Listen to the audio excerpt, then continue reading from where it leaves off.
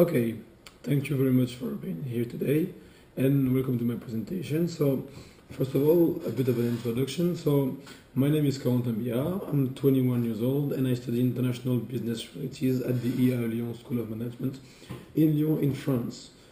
Today, with the help of Fernando, we're going to conduct a cross-cultural study by comparing French and Guatemalan culture.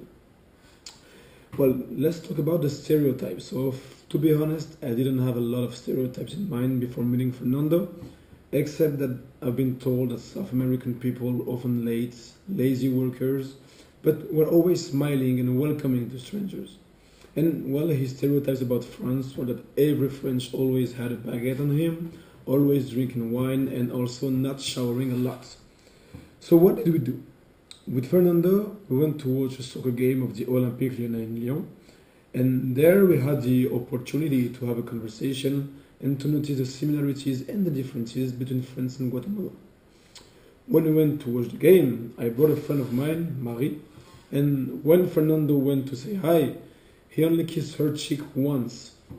This was a bit awkward because in France, we kiss both cheeks, and Fernando told us that in Guatemala, they only do it once. Fernando was also very surprised by the amount of smokers in France. He says that it was one of the things that shocked him the most when he arrived in France. Fernando also surprised me because whenever there were people walking close to us in the streets, he was saying bonjour to every one of them. Well, after noticing that there was no positive answer from the other side, he quickly stopped to say hi. He also explained to me that in Guatemala, there was less ethnics than in France, only the Latinos, the whites, and the indigenous. He also told me that only 9 million out of the 16 million Guatemalan people had Spanish as their mother tongue. He explained to me that this difference with France could be explained by the fact that Guatemala has been colonized.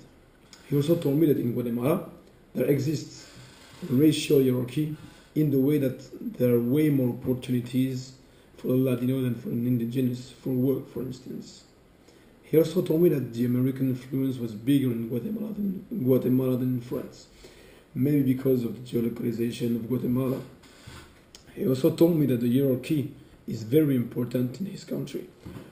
You cannot contest your teacher or your boss, for instance. In France, when you have a lot of flags, it can be considered as a nationalist and racist thing. In Guatemala, there is no such connotation and everyone has a lot of flags.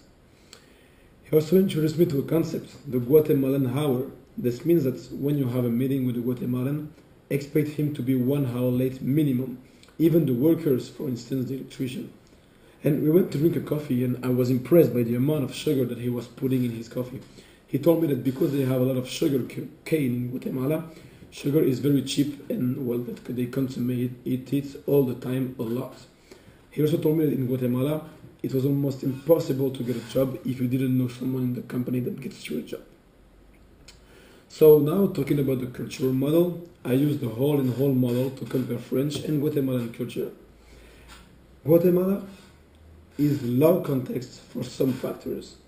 They have explicit messages that are clear and simple.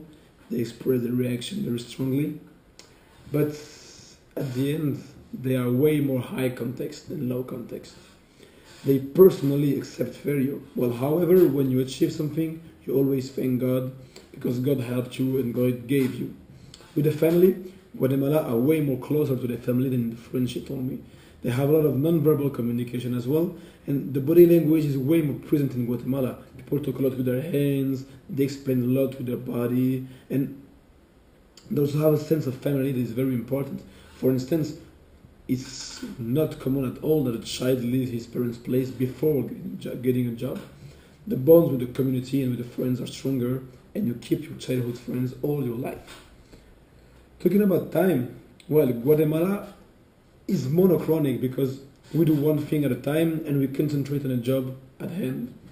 They think about when things must be achieved. They are also seldom to borrow or lend things, and because they're afraid that the others might steal to them. That's what Fernando told me. However, they also are polychronic because they put a lot of importance in the relationships at work, and they also think about what will be achieved. And talking about the professional and personal space, there are more physical contacts in Guatemala. People are physically closer in Guatemala than in France, and they also have bigger cars and bigger offices. And talking about the territoriality, in Guatemala, people have less ownership of space, and for instance, you are always very close to your neighbors. And to finish, we're going to talk about the benefits and the limits of the model. So the benefits are that the model is very complete and tends to touch every subject. This model provides a terminology, a common language, to describe what most people who live and work in a particular country experience on a daily basis. However, there are some limitations. This model cannot be taken as an absolute. This model is a construct to help understand the reality, but it's not the reality. Moreover, we often say that a fish cannot see the water. This means that a member of a group may not realize the particular patterns of his own group. It is important to have an outsider perspective as well as an insider perspective of culture, to have a more balanced view of this culture. Thank you a lot for your attention, and sorry for my voice. I had to be a speaker over the weekend, and well, it's safe to say that I don't have no voice today. Thank you.